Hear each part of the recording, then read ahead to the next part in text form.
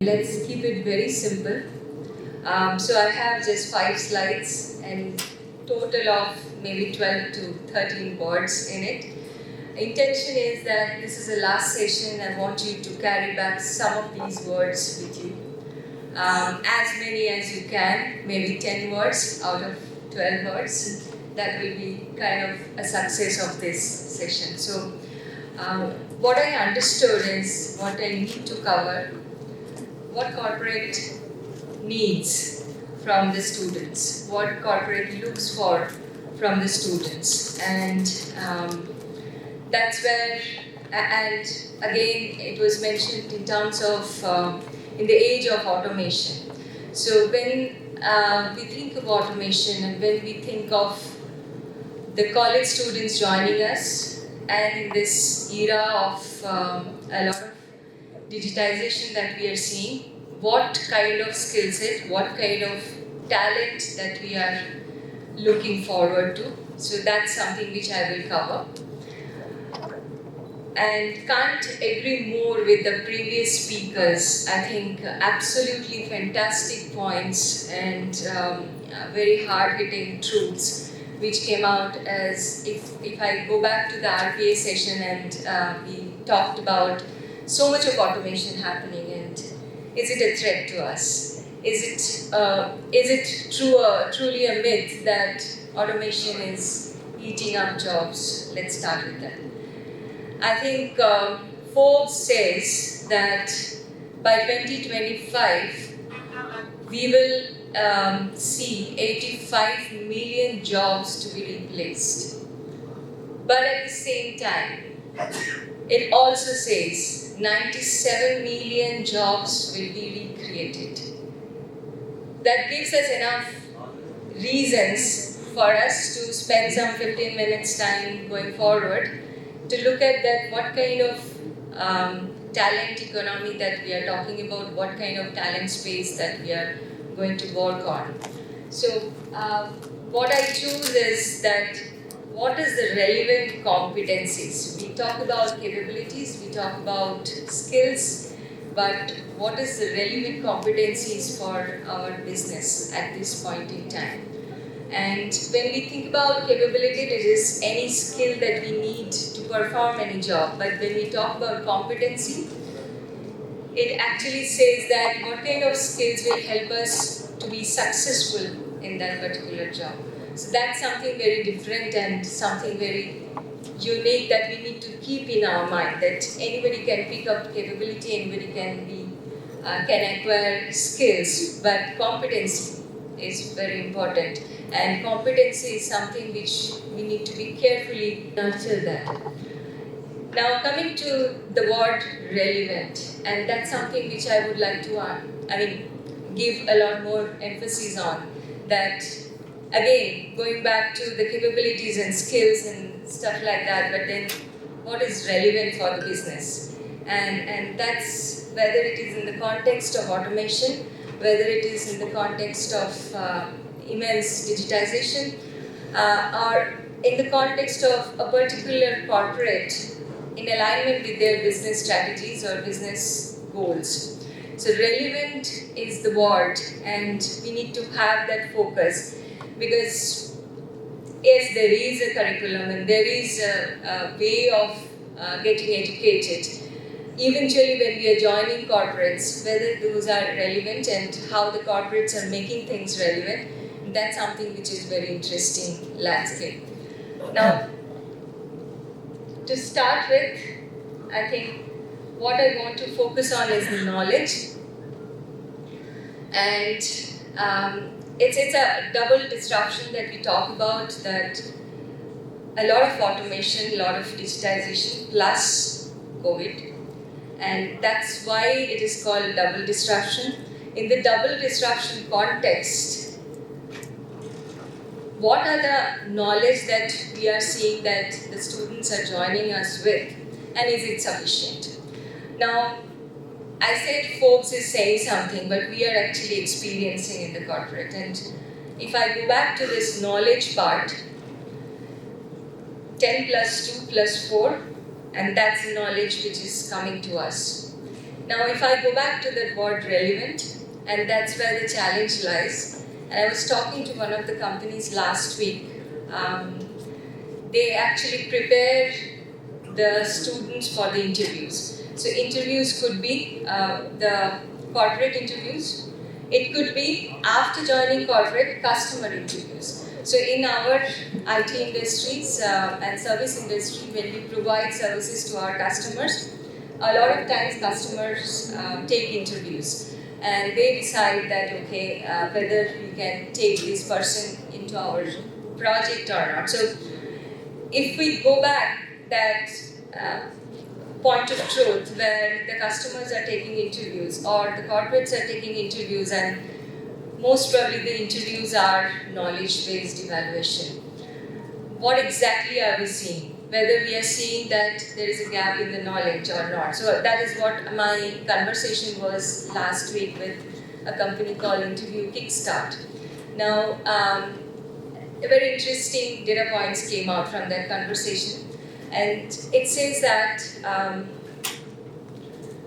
fundamental programming language, algorithm, and the third one is the data structure.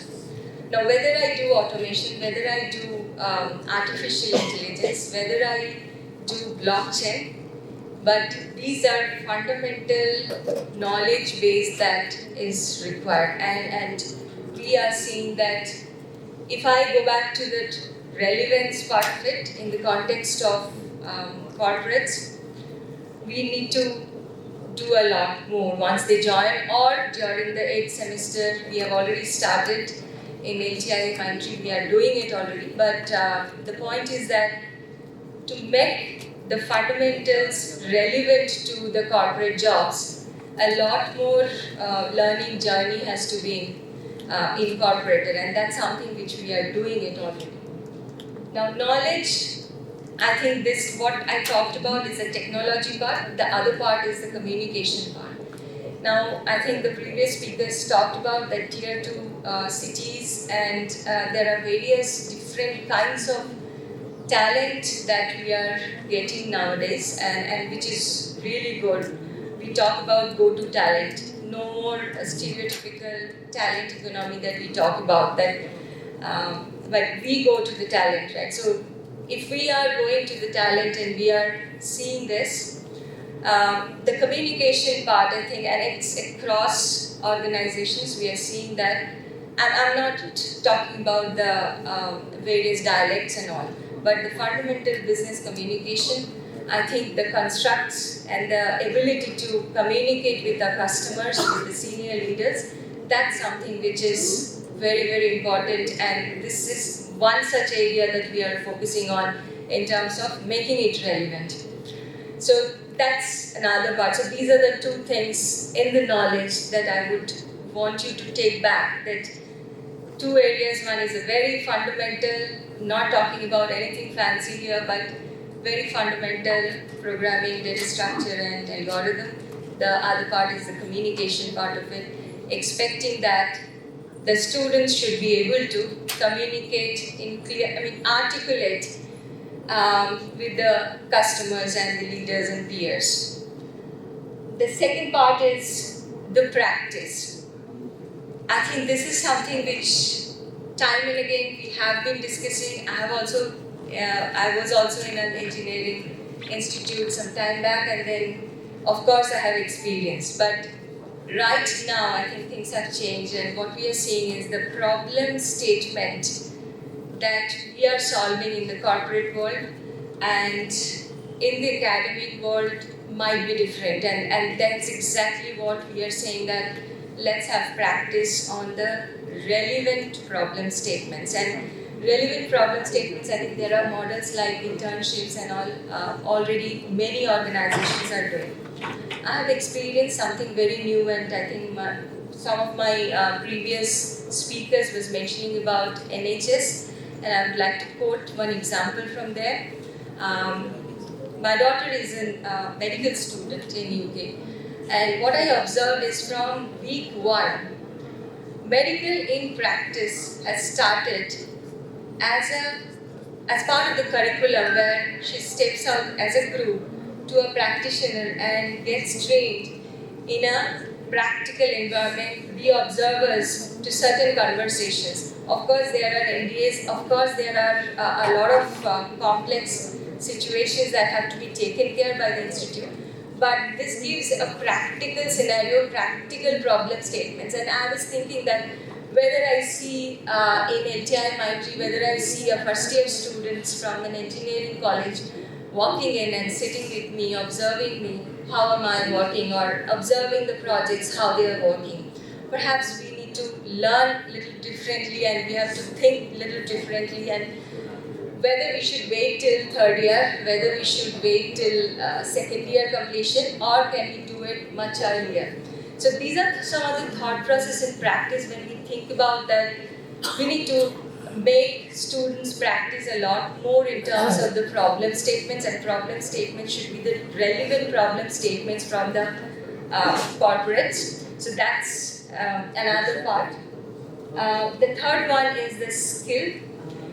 So it is like once we have the knowledge base and once we have done enough practice and we acquire skills, and these skills are very much in line with my previous speaker what talked about as the list of skills World Economic Forum has listed. So very relevant skills that I'm talking about, and in the context of automation, in the context of digitization, technology skills are very, very important, but at the same time, there are complementary skills that we need to focus on, and those are the skills that will gain more importance going forward. So whether it is complex problem solving skills, collaboration skills, then we have the creativity as a skill, emotional intelligence as a skill. So these are some of the skills which are extremely important. Now, another important thing I would like to mention here is when we think about skill profile, think about the T-shaped profile that we always talk about in corporate.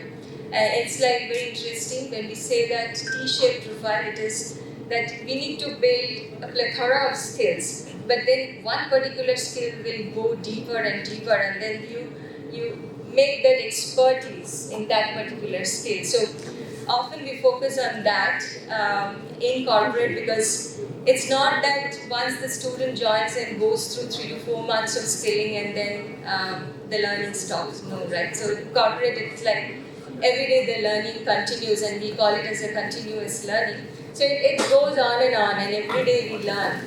And how do we build that kind of a profile when we know a lot of things, but at the same time we need to have a deeper understanding, deeper knowledge, and that's where we say that it's a T-shaped skill profile is very appropriate in the corporate environment.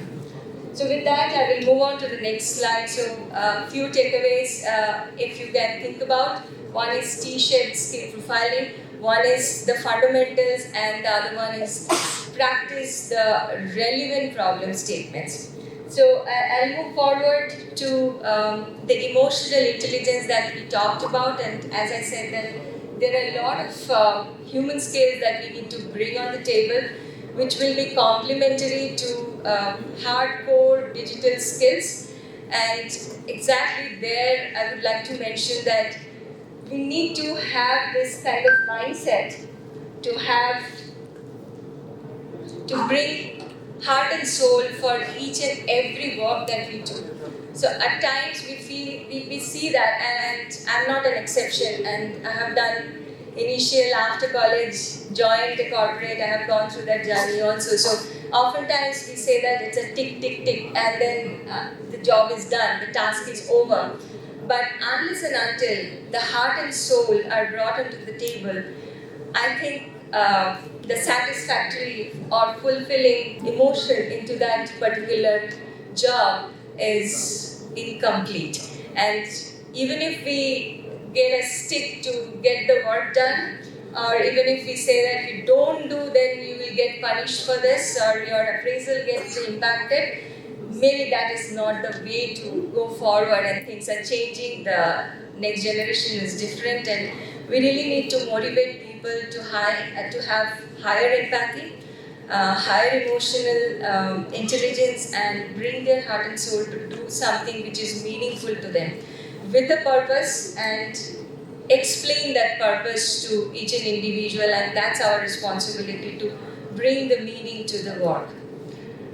Moving forward, I think this is one such picture which I love, because the nature actually teaches us something called creation, destruction, and change. I think this is very fundamental and so true.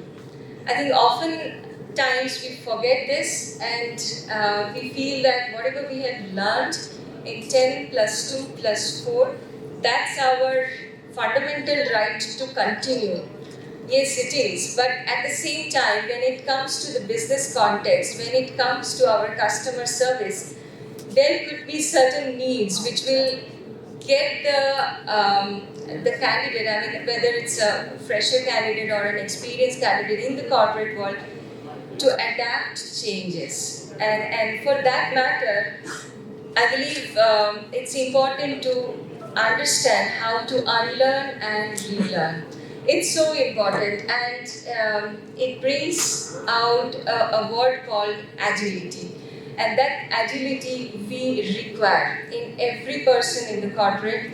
As I speak, I am also required to demonstrate that agility, whether it is learning agility or whether it is the business agility. But this alignment with the change, the willingness to change, and accepting the fact that yes, this is a nature given, and this is what in corporate world it is very often practice, that yes, we created something, a particular skill, but some few months down the line, maybe there is a different skill needed, and it could be adjacent skill, it could be drastically different skill.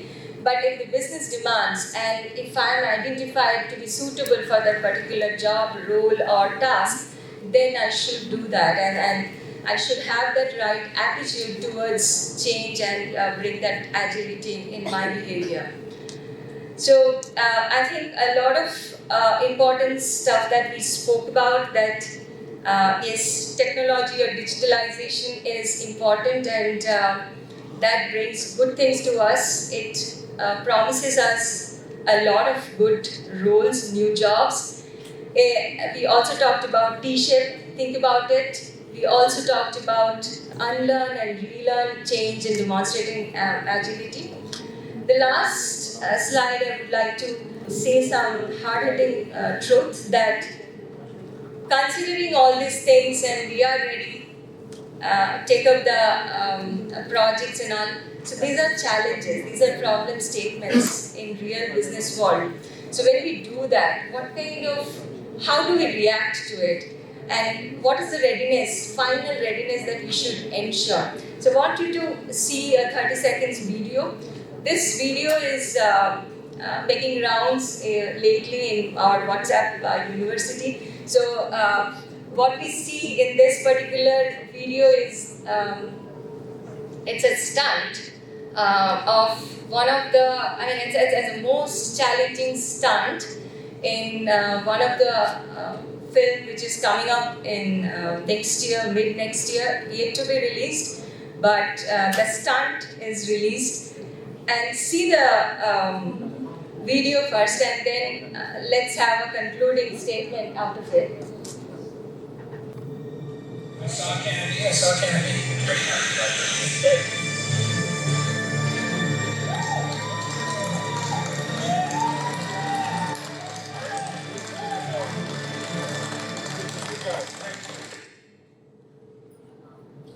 So you might have seen this lately.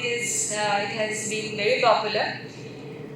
How much work has gone behind it, right? I mean, it's an engineering excellence, and how much of hard work might have gone behind this particular stunt.